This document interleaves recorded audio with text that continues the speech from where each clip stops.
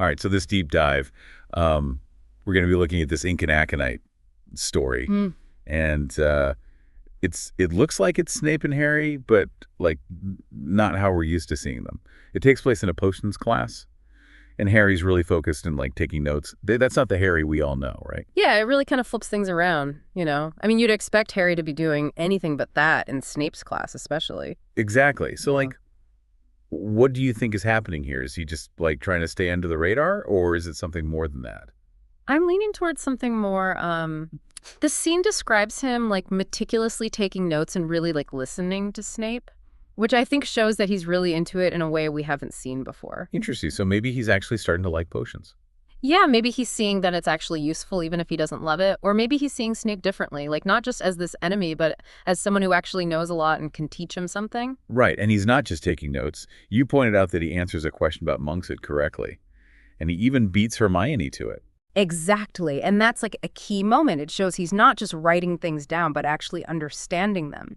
And for him to answer before Hermione, who's like the best student in class, well, that says something. And Snape seems to notice too. You mentioned he gives Harry this like nod of approval, which is a huge deal coming from him. Totally. I mean, even a small gesture from Snape means a lot. It's like he's willing to see that Harry has potential, despite, who his father was. And it doesn't stop there. Mm. Snape keeps watching Harry, like he's waiting to see if this focus is real. Yeah. And he even gives Harry some advice on how to grind the bezoar finer.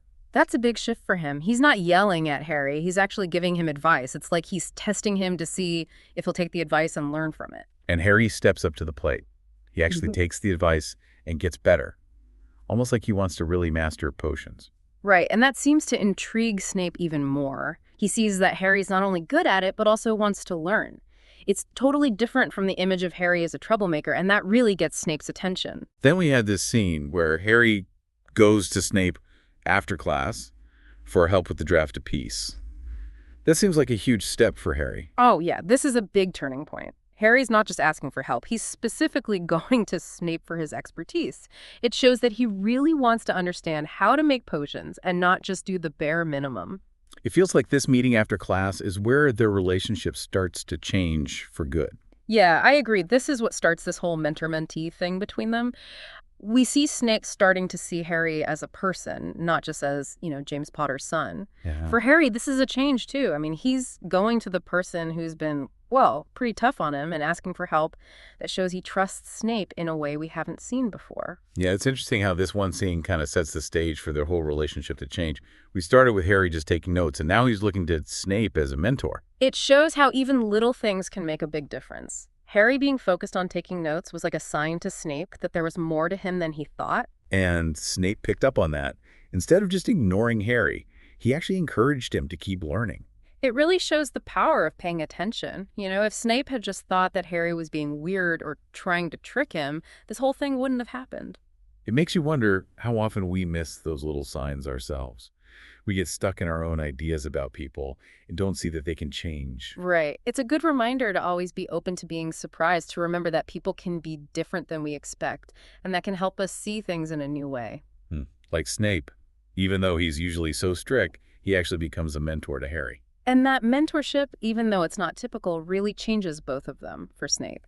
It's a chance to connect with the student in a way he hasn't before. And for Harry, it's a chance to learn from someone who, even though they don't always get along, really believes in him. You mentioned those late night talks they have about potions.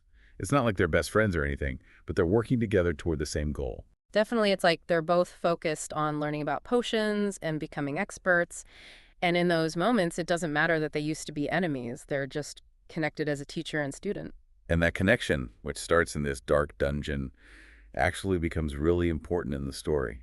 It changes how they see each other, breaks down walls, and helps them both grow and understand things better. It shows how people can change even in places where you wouldn't expect it, and that real connections can happen anywhere. It makes me think about how important mentors are in general.